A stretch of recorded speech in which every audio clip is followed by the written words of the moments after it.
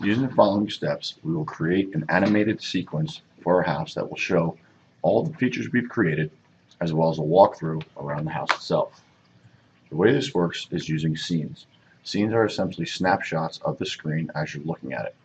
Each snapshot will be put in sequence and then have a transition between each one, giving the appearance of motion throughout the various snapshots you take of the project.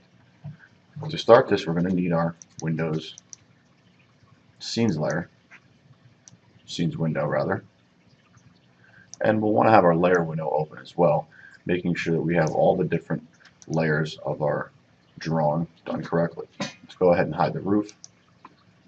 In this case, we don't have the interior, but if we did, that would be on a separate level.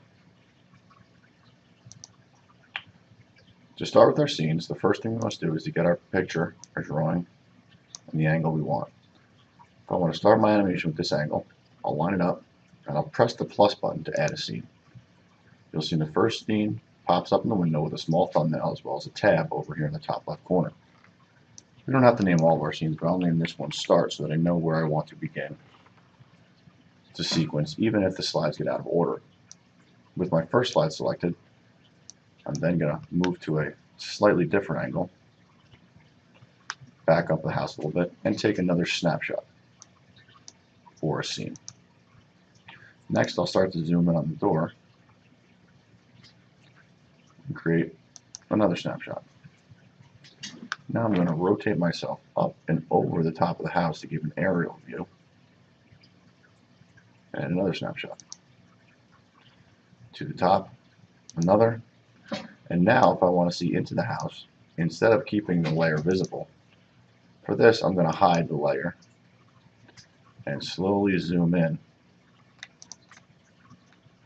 giving myself yet another snapshot, a nice top-down view. I'll center it and add another scene.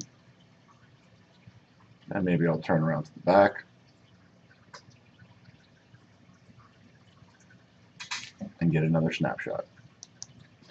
At this point, you can see we have a total of 7 scenes. If you click on each scene tab, the drawing will scroll around into the original position at which you took the snapshot. Notice in scene 6, I took away the roof so it disappears, as well as scene 7, it's still gone. If I wanted to reappear in scene 8, I would add it back. Now to preview your animation, you can do it one of two ways. You can click here, and then right click and play your animation. You'll notice that it starts scrolling around the scene.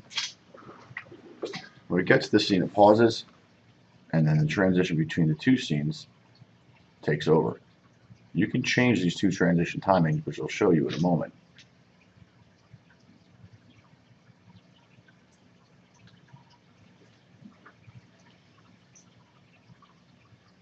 Alright, let's stop our animation. And in our Windows Model Info tab, the very first one is animation. You have 2 different areas which you can change. The seconds, which are between the scenes, meaning from one picture to the next, the amount of time it takes to get from one picture to the next. And also the scene delay, which is the distance of the amount of time when it gets to each scene does it pause before it moves into the next transition. By bringing this number down to 0, I will essentially create a non-stop walkthrough, and by moving this transition up to 3, it's going to pan around a little bit slower. So now it should never stop. So let's start the animation, and you'll see there should never pause between scenes, and the transitions are a little bit slower.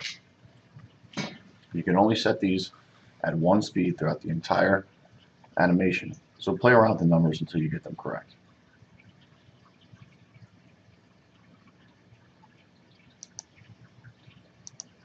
Another thing we can do is we can add different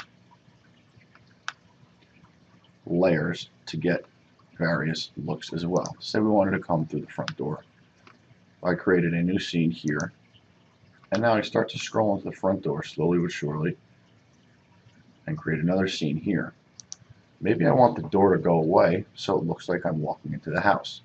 However, if I hide the walls, all the walls go away, not just the door.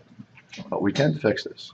If we create another layer with just the door, we should be able to hide just the door and move through.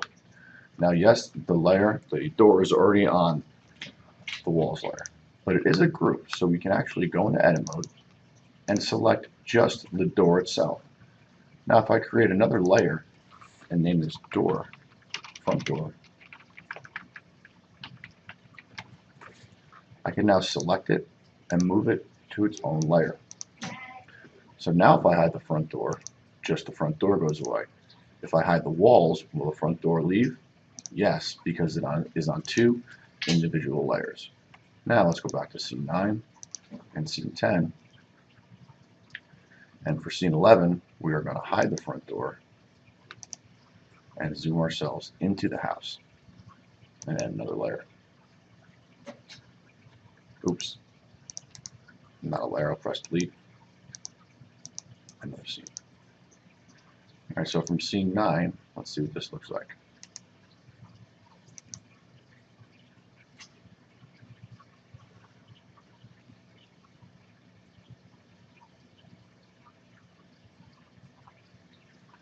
Playing around with the different scenes and components and groups can really give you a unique look to your house. The last thing you want to pay attention to is if in your scenes window, if your scenes somehow become out of order, you can move them up and down by selecting them and using the arrow buttons. Additionally, if you change a scene, meaning you change scene 2, and you want scene 2 to look like this instead of the angle that you have it at, you can simply readjust the camera, and then on scene 2, click update, and you notice the thumbnail is now changed. So you're not stuck in the position that you take. You can always update the scene to different snapshot once you have the new view in scene. Once your animation is finished and you check it, you can file save it like you would any other folder, file in your folder. But to export it as a movie, we're going to take the animation, or the picture that is to become the animation, and go to our File Export menu. Exporting means we're taking the SketchUp file and we're going to change it into an animation file. Open up our export window, and you'll want to go to your desktop and then your Google Drive, and you can name your animation as your last name, or house, last name, and then house. You see you have an options window here, which gives you the options to do a full HD, or 720, or standard definition for a regular television. We usually pick about 720 as we don't need the resolution to be that high.